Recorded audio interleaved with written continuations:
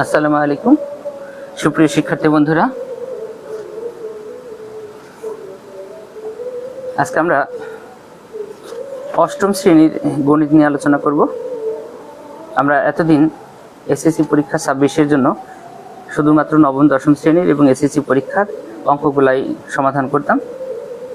আমরা করেছিলাম যে 20 তারিখ থেকে আমরা অষ্টম শ্রেণীর সাথে যুক্ত করব। আজকে 18 তারিখ।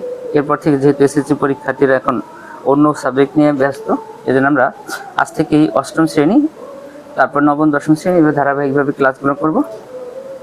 প্রিয় শিক্ষার্থী বন্ধুরা, আমরা অষ্টম শ্রেণীর পাটিগণিতের দ্বিতীয় অধ্যায় যেটা আছে তোমাদের মুনাফা, আজকে আমরা এই দ্বিতীয় অধ্যায়ে যে তোমাদের মুনাফা আছে এই মুনাফা অধ্যায়ে নিয়ে আলোচনা করব।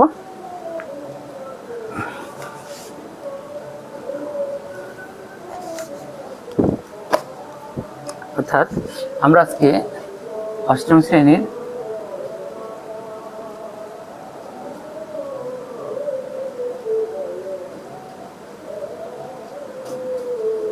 দেখো বন্ধুরা, আমরা তাহলে অষ্টম শ্রেণীর মুনাফার অধ্যায়টা নিয়ে যদি আলোচনা করি, আমাদের প্রথমে এই মুনাফা সম্পর্কে আলোচনা করতে হবে।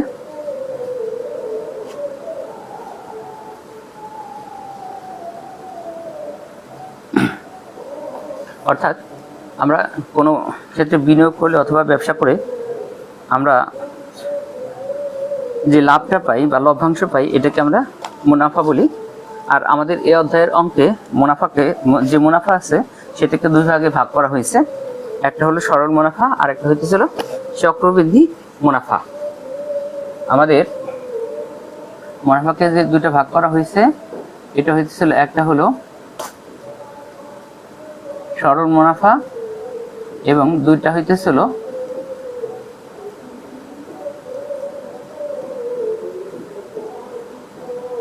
চক্রবৃদ্ধি মুনাফা। আমাদের এই অধ্যায়ের অঙ্ক করার সময় আমরা এই সরল মুনাফা এবং চক্রবৃদ্ধি মুনাফা এই দুই ধরনের অঙ্কগুলা নিয়ে আলোচনা করব। এখানে আমাদের অনুশীলনী 2.1 এবং 2.2 দুইটা অধ্যায় আছে।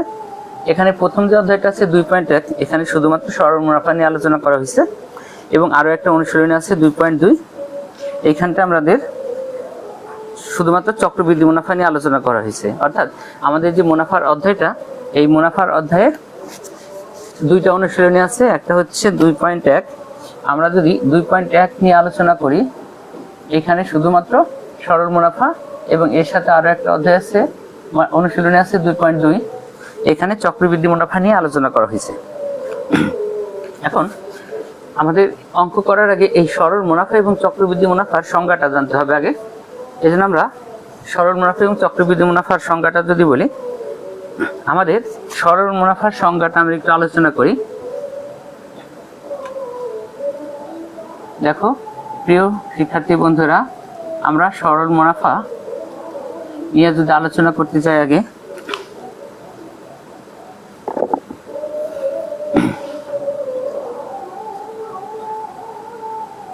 আমরা প্রথমে সরল মুনাফা নিয়ে আলোচনা করব। এই সরল মুনাফা হইতেছিল প্রতি বছর আমরা যদি প্রারম্ভিক মূলধনের উপর যদি মুনাফা পাই বা মুনাফা হিসাব করি, সেটাকে আমরা বলি হলো সরল মুনাফা। আর প্রতি বছর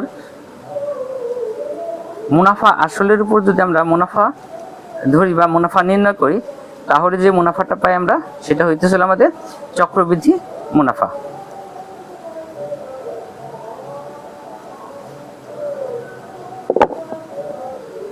দেখো প্রিয় শিক্ষার্থী বন্ধুরা, তাহলে আমরা যদি এই মুনাফা, যেহেতু আমরা প্রথম অধ্যায়ে আলোচনা করবো হলো সরল মুনাফা নিয়ে, তাহলে আমরা সরল মুনাফার যদি সংজ্ঞাটা লিখি, অর্থাৎ আমরা একটু সংজ্ঞাটা লিখি এখানে।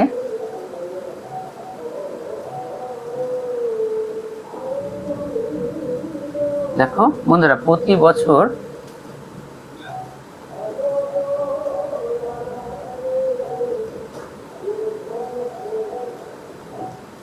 প্রারম্ভিক মূলধনের উপর মুনাফা হিসাব করা হলে তাকে সরল মুনাফা বলা হয়। দেখো বন্ধুরা, আমরা কি বললাম, আমাদের যে ব্যবসা করতে গেলে যে মূলধনটা আমরা ব্যবহার করি, প্রতি বছরের শুরুতে আমাদের যে মূলধনটা থাকে, সেই মূলধনের উপর যে আমরা মুনাফা নির্ণয় করি বা মুনাফা ধরি, সেটাকে আমরা বলি হলো সরল মুনাফা।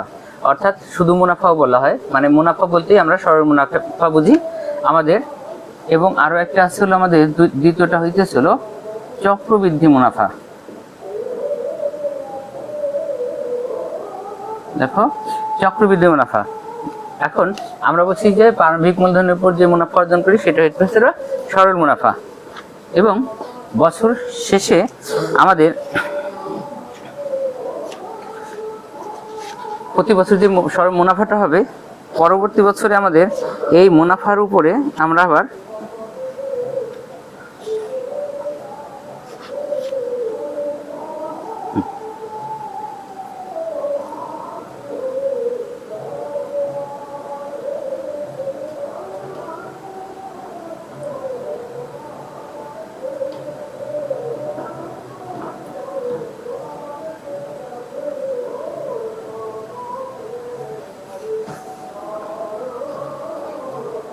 দেখো আমরা যেটা বলতেছিলাম যে আমাদের প্রারম্ভিক মূলধন, যেমন আমরা মূলধনের উপরে মুনাফা অর্জন হিসাব করব, সেটা হবে এই আসলের সাথে আমরা পরে যদি মুনাফাটা যোগ করি, ওইটাকে আমরা বলি বৃদ্ধিপ্রাপ্ত মূলধন বা স্ববৃদ্ধি মূলধন।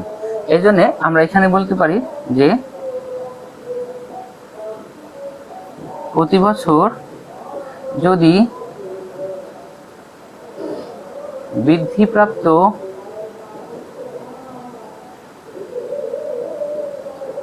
মূলধনের উপর মুনাফা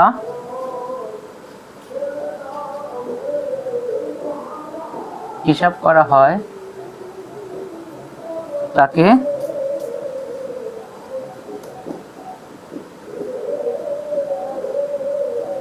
চক্রবৃদ্ধি মুনাফা বলা হয়। তাহলে দেখো বন্ধুরা, আমাদের এই দুইটা পার্থক্যটা হইতেছিল, আমরা প্রতি বছর যে মূলধনটা থাকবে তার উপর যদি মুনাফা হিসাব করি তাকে বলা হয় সরল মুনাফা। এখানে প্রতি বছর মুনাফা সমান একই হবে। আর এখানে বলা হয়েছে যে চক্রবৃদ্ধি মুনাফাটা হলো প্রতি বছর যে বৃদ্ধিপ্রাপ্ত।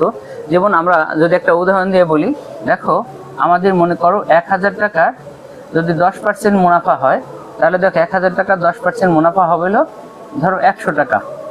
এটা প্রতি বছর আমরা যদি 5-10 বছর ব্যবহার করি, প্রতি বছরই যদি আমাদের মুনাফার হার সমান হয় 100 টাকাই হয়, তাহলে একে বলবো হলো আমরা সরল মুনাফা।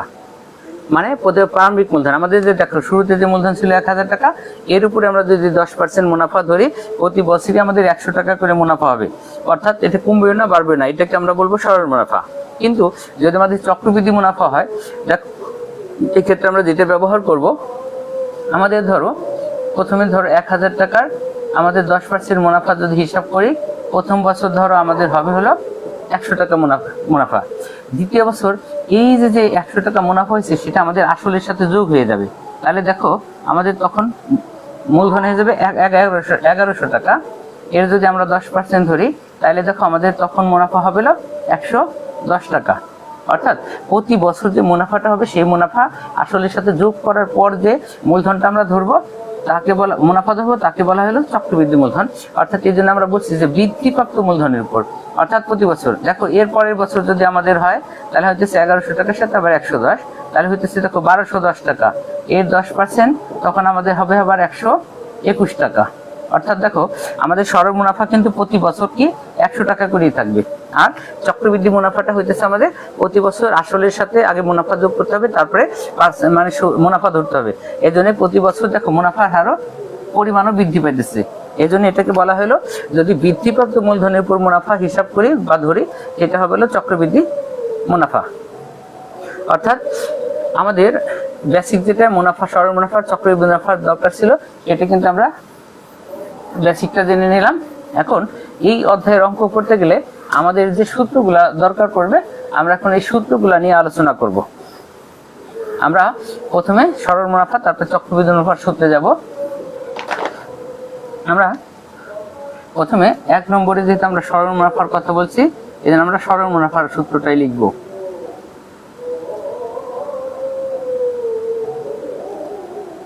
আমরা প্রথমে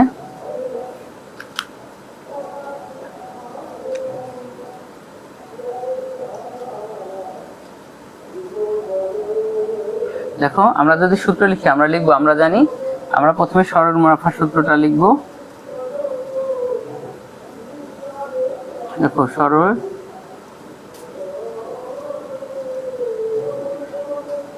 সরল মুনাফা I সমান PRN। দেখো শিক্ষার্থী বন্ধুরা, আমরা প্রথমে সূত্র যেটা লিখছি আমরা জানি সরল মুনাফা সমান I সমান PRN। অর্থাৎ এই যে এখান থেকে আমরা দেখো 4টা অক্ষর আছে, এখানে I আছে, PR আছে, R আছে, N আছে, এই 4টা আমরা এইখান থেকে আবার P এর মান, R এর মান, N এর মান নির্ণয় করতে পারি। এজন্য এই সূত্রটাকে আমরা উল্টায় আবার সূত্রগুলা লিখবো। কারণ আমরা এই সূত্রগুলা উল্টায় আসার এইখান থেকে আমাদের আরো মান বের করা লাগতে পারে, আমরা এই জন্য লিখলাম PRN সমান দেখো কত হবে I। অর্থাৎ এইখান থেকে আমরা আরো মান বের করব। যেমন আমরা যদি প্রথমে P এর মানটা বের করতে চাই, দেখো P এর মান বের করলে আমাদের I ডান পাশে আছে থাকবে, আর বাম পাশে P এর সাথে RN গুণ অবস্থায় ছিল, এটা ডান পাশে যা কি হয়ে যাবে, ধরো ভাগ হয়ে যাবে। এরপরে লক্ষ্য করো আমাদের দ্বিতীয় অক্ষরটা ছিল R এর মান। অর্থাৎ আমরা যদি এখান থেকে R এর মানটাও বের করতে চাই, তাহলে আমাদের এখানে উপরে I হবে এবং R থাকবে, বাম পাশে P এবং N, এইটা আমাদের ডান পাশে I এর সাথে ভাগ হয়ে যাবে। এরপরে দেখো আমাদের আরো একটা অক্ষর কিন্তু আছে N, এটার সূত্রটা আমরা আলোচনা করব। এই জন্য দেখো I টা বাম পাশে থাকলো, ডান পাশে, আর P আর বাম পাশের থেকে ডান পাশে যা কি হয়ে গেল, ভাগ হয়ে গেল। অর্থাৎ এইখান থেকে দেখো আমরা এই সূত্রটা ব্যবহার করে, অর্থাৎ এইটা প্রত্যেকটা অক্ষরের ব্যাখ্যা আমরা একটু পরে আলোচনা করব। এখন দেখো I সমান PRN ছিল, এখান থেকে আমরা কিন্তু সূত্রটাকে উল্টায় PRN থেকে যদি আমাদের আসল বের করতে হবে, তখন P এর মান আমরা I/RN সূত্র ব্যবহার করব, মুনাফার হার বলে এটা ব্যবহার করব, N বলে I/PR ব্যবহার করব। এটা হলো আমাদের প্রথমটা সূত্র সরল মুনাফার অধ্যায়ের, ঠিক আছে। এরপর আমরা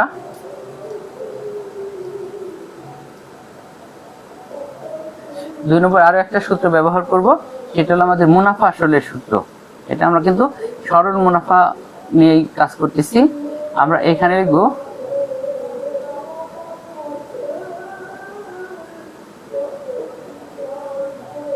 দেখো মুনাফা আসল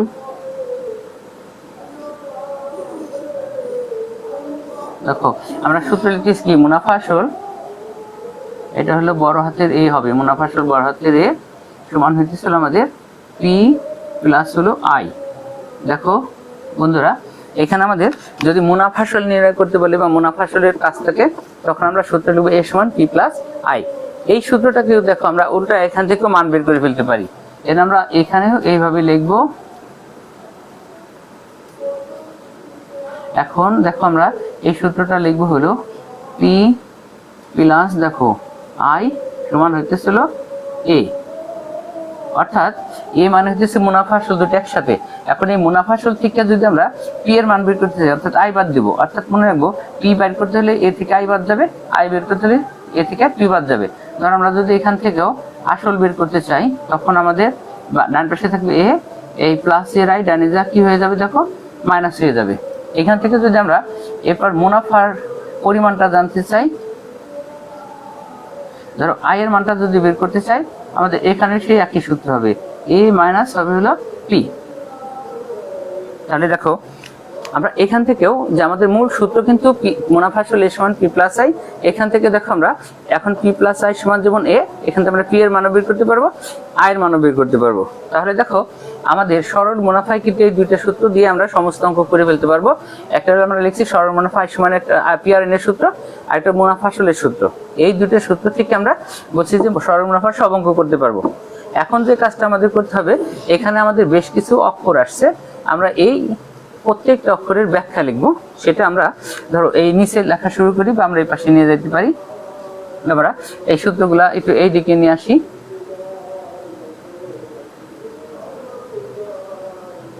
দেখো আমাদের প্রত্যেকটা অক্ষরের ব্যাখ্যা আমরা এখানে লিখবো। সবার আগে আমাদের যে সূত্রটা লিখবো হলো আমরা পি, অর্থাৎ আমরা এখান থেকে একটা একটা করে যদি লিখি, পি সমানটা হইতেছিল আমাদের প্রিন্সিপাল। পি হইতেছিল কি হবে, দেখো আমাদের পি হলো প্রিন্সিপাল। আমরা এটার ব্যাখ্যা আগে লিখবো। পি দ্বারা বোঝাইতেছিল আমাদের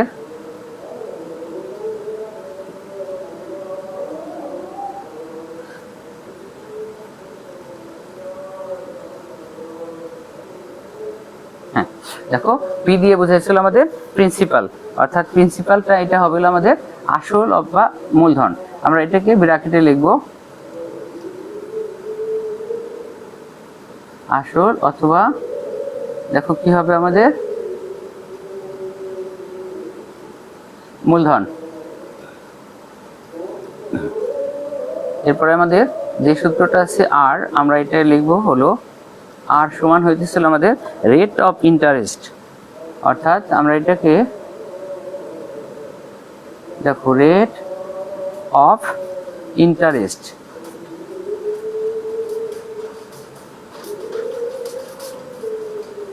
রেট অফ ইন্টারেস্ট এটার বাংলা হবে আমাদের মুনাফার হার। আমরা প্রত্যেকটা ব্যাখ্যা লিখব বাংলা ইংলিশ সহ। দেখো মুনাফার হার,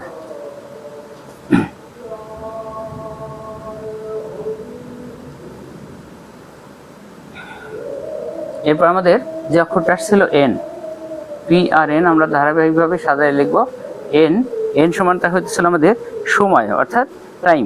নাম্বার অফ ইয়ারও বলতে পারি আমরা। এই এন দ্বারা বোঝাইতেছিল আমাদের নাম্বার অফ ইয়ার, মানে কত বছর, অথবা আমরা বলতে পারি টাইম। টাইম, এই জন্য আমরা এটাকে বলবো সময়, অবলিক বলবো হলো মেয়াদকাল।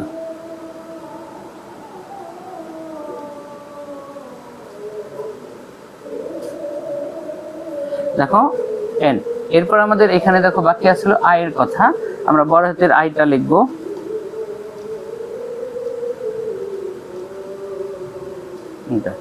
আইটা হইতেছিল আমাদের টোটাল ইন্টারেস্ট, বা আই মানে প্রফিটও বলতে পারি।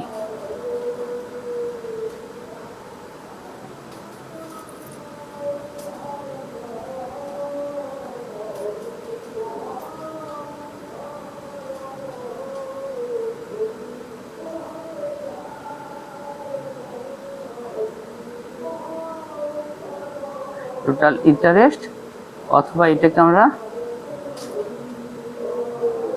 প্রফিটও বলতে পারি। প্রফিট অর্থাৎ আমরা এটাকে বলতে পারি মোট মুনাফা। এটাকে আমরা শুধু মুনাফা বা মোট মুনাফা বলতে পারি। এরপরে আমাদের ডান পাশে যে অক্ষরটা আসছে, আমাদের এখানে নতুন একটা অক্ষর আসছিল এ। আমরা এর ব্যাখ্যাটাও লিখবো এখানে।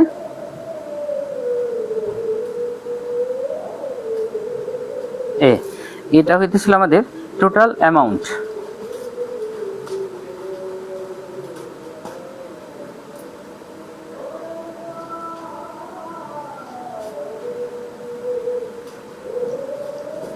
টোটাল অ্যামাউন্ট, আর এই টোটাল অ্যামাউন্টকে আমরা যেটা বলতে পারি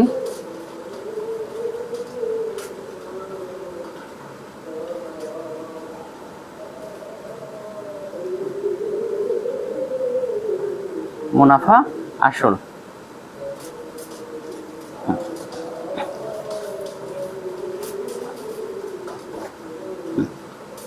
তাহলে দেখো শিক্ষার্থী বন্ধুরা, আমরা যদি শুধুমাত্র সরল মুনাফার সূত্র নিয়ে এখানে দেখো আলোচনা করি, এখানে আমাদের যেটা আসছে, মানে আমরা প্রথমে সরল মুনাফার সূত্র লিখছি আই সমান দেখো পিআরএন।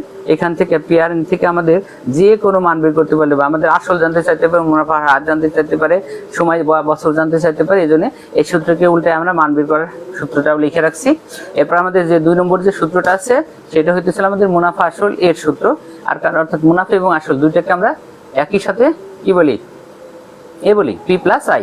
অর্থাৎ পি প্লাস আই থেকে আমরা এখানে দুটো, যেমন পি প্লাস আই সমান এ, পির মান বের করলে প্লাস আই যায় মাইনাস আই হবে, এবং আই এর মান যখন বের করব তখন পি যা কি হবে মাইনাস হবে, এ মাইনাস পি হবে। এখানে আমাদের এর সাথে আর একটা সূত্র যুক্ত আসছে, হলো আমাদের চক্রবৃদ্ধি মুনাফা। যেহেতু আমরা আজকে সূত্র নিয়ে আলোচনা করতেছি, সেই হিসেবে আমরা চক্রবৃদ্ধি মুনাফার সূত্রটাও দরকার লিখে ফেলবো। তাহলে আমরা যদি এখানে সূত্র লিখি, ধরো আমরা এখানে 3 নম্বরটা দিয়ে লিখি, আমাদের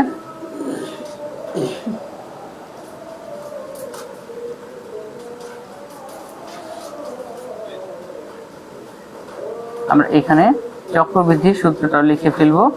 চক্রবৃদ্ধি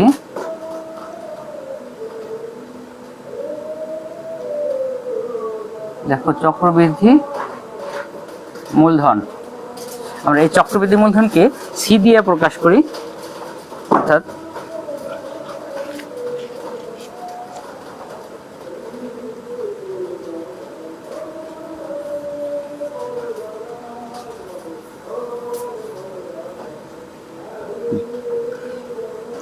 আমরা চক্রবৃদ্ধি মূলধনকে বড় হাতের সি দিয়ে প্রকাশ করি। সি সমান আমাদের মূল সূত্রটা হলো P into 1 plus R to the power N. দেখো আমাদের মূল সূত্রটা হলো P into 1 plus R to the power N. এখানে এরপর আমাদের আরো একটা সূত্র, মানে চক্রবৃদ্ধি মূলধন বের করার পরে এখান থেকে আমরা মুনাফাটাও বের করা শিখবো। তাহলে আমরা এখানে লিখবো চক্রবৃদ্ধি মুনাফা, অর্থাৎ চক্রবৃদ্ধি, দেখো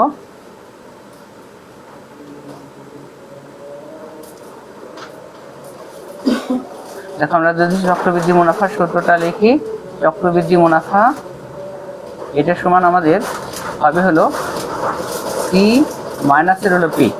দেখো আমরা এটা সূত্রটা লিখে ফেললাম, চক্রবৃদ্ধি মুনাফা সূত্রটা হচ্ছে সি মাইনাস পি। অর্থাৎ আমরা এখানে দেখো সরল মুনাফার সূত্র লেখার পরে চক্রবৃদ্ধি মুনাফার সূত্রটা লিখে দেখো আমরা এখানে শুধুমাত্র একটা নতুন অক্ষর পাইছি, কি পাইছি দেখো তো সি। তাহলে আমরা এই ব্যাখ্যার ভিতরে আমরা সি এর ব্যাখ্যাটাও লিখে ফেলবো। দেখো বন্ধুরা, আমরা এখানে সি এর ব্যাখ্যাটাও তাহলে কি করব, লিখে ফেলি। এখানে সি সমান দ্বারা, সি দ্বারা কি বুঝাইতেছে, সি দ্বারা বলতেছে কম্পাউন্ড প্রফিট, অর্থাৎ আমরা এটাও লিখে দিই। দেখো কি লিখি, COM POUND, কম্পাউন্ড প্রফিট। দেখো এই কম্পাউন্ড প্রফিট মানে আমরা জানি চক্রবৃদ্ধি মুনাফা। তাহলে বন্ধুরা আমাদের দেখো সরল মুনাফা এবং চক্রবৃদ্ধি মুনাফার অঙ্ক করতে যতগুলা সূত্র আমাদের জানা দরকার,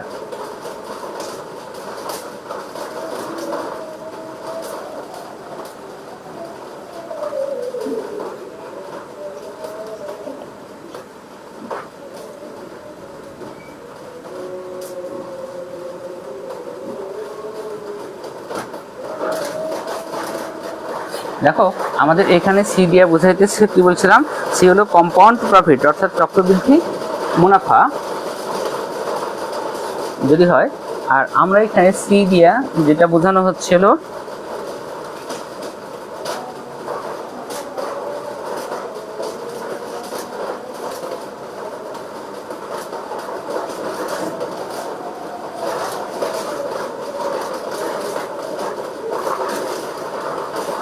চক্রবৃদ্ধি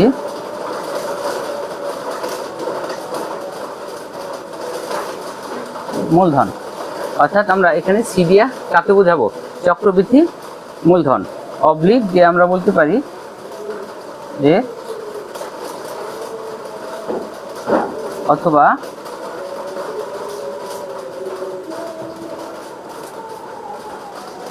সবৃদ্ধি মূলধন। তাহলে দেখো বন্ধুরা, আমরা এখানে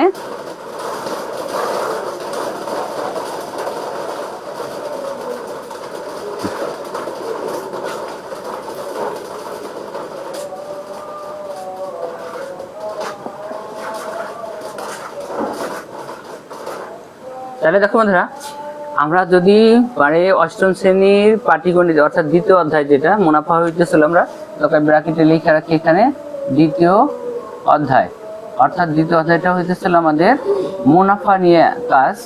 অর্থাৎ দ্বিতীয় অধ্যায়টা আমাদের মুনাফা, আমরা শুরুতে মুনাফার সংজ্ঞা পড়ছি, আমরা সরল মুনাফা এবং চক্রবৃদ্ধি মুনাফার দুটারও সংজ্ঞা পড়ছি। এরপর আমরা সরল মুনাফা চক্রবৃদ্ধি মুনাফার অঙ্ক করতে আমাদের যে প্রয়োজনীয় সূত্রগুলো লাগবে, ঠিক আছে, দেখো সমস্ত সূত্রগুলো আমরা এখানে কিন্তু লিখছি।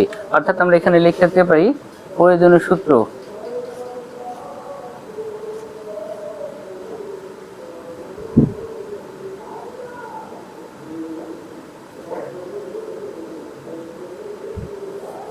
দেখো প্রিয় বন্ধুরা, আমরা এখানে চক্রবৃদ্ধি এবং সরল মুনাফার যত প্রয়োজনীয় সূত্রগুলো আছে, দেখো আমরা সবগুলা সূত্র এখানে লিখছি। আমরা 1 নম্বরে লিখছি সরল মুনাফার সূত্র, সেখান থেকে যতগুলা সূত্র বানানো যাবে সেগুলাই করছি। দেখো 2 নম্বরে আমরা মুনাফা আসলের সূত্র লিখছি, সেটা থেকে আমরা যতগুলা সূত্র বানানো যাবে সেগুলাই কাজ করছি। এরপর আমরা চক্রবৃদ্ধি মুনাফা মূলধন এবং চক্রবৃদ্ধি মুনাফার সূত্র লিখছি। অর্থাৎ চক্রবৃদ্ধি মূলধন সির মূল সূত্রটা P × 1 + R⁴ n, আর এইখানে সি দ্বারা আমরা বোঝাইতেছিল চক্রবৃদ্ধি মূলধন। অর্থাৎ এর ভিতরে মুনাফা আছে, আসল দুটোই আছে। এইখান থেকে আমরা যদি আসল পি বাদ দিয়ে দিই তাহলে থাকবে শুধুমাত্র চক্রবৃদ্ধি মুনাফা, অর্থাৎ আমরা সি - পি। আমরা এই জন্য লিখছি সি দিয়ে বোঝা হলো কম্পাউন্ডিং প্রফিট, অর্থাৎ চক্রবৃদ্ধি মূলধন।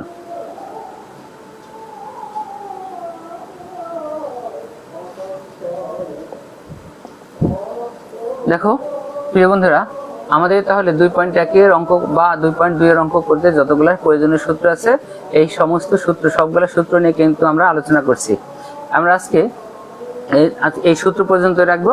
আগামী দিন থেকে আমরা এই সূত্রগুলা পড়ার পরে আমরা প্রয়োজনীয় অঙ্কগুলা সমাধান করা শুরু করব। আজকে আমরা আর অঙ্কে যাচ্ছি না প্রিয় শিক্ষার্থী বন্ধুরা। তাহলে তোমরা বাসায় এই সরল মুনাফা এবং চক্রবৃদ্ধি মুনাফা যত সূত্র আছে প্রয়োজনীয় সূত্রগুলো মুখস্থ করে ফেলবা। তাছাড়া তারপরে আমাদের এখানে যে প্রত্যেকটা সূত্রতে যে অক্ষরগুলো আছে, প্রতীকগুলো আছে, প্রত্যেকটা প্রতীকের দেখো আমরা এখানে ব্যাখ্যাটাও কিন্তু লিখে দিচ্ছি। দেখো আমাদের সূত্র প্রথমে যে PRN ছিল, দেখো পি দিয়ে আমরা বোঝা হলো প্রিন্সিপাল, অর্থাৎ আসল অথবা মূলধন। আর এ বোঝা হলো রেট অফ ইন্টারেস্ট, অর্থাৎ মুনাফার হার কত পার্সেন্ট, 10%, 5% এর মধ্যে থাকবে, এই জন্য রেট অফ ইন্টারেস্ট। এরপর আমাদের এখানে আছে এন দিয়ে আমাদের বোঝা হলো নাম্বার অফ ইয়ার অথবা টাইম। দেখো আমরা বলছি যে নাম্বার অফ ইয়ার অথবা টাইম, এন আমরা এখানে লিখছি সময় অথবা কি মেয়াদকাল। এরপরে আমাদের আয় আছে বড় হাতের, আমরা এই বড় হাতের আয়কে বলি টোটাল ইন্টারেস্ট, মানে মোট মুনাফা কত অথবা টোটাল প্রফিট, অর্থাৎ মুনাফা, মোট মুনাফা বা সরল মুনাফা যেটা বলি।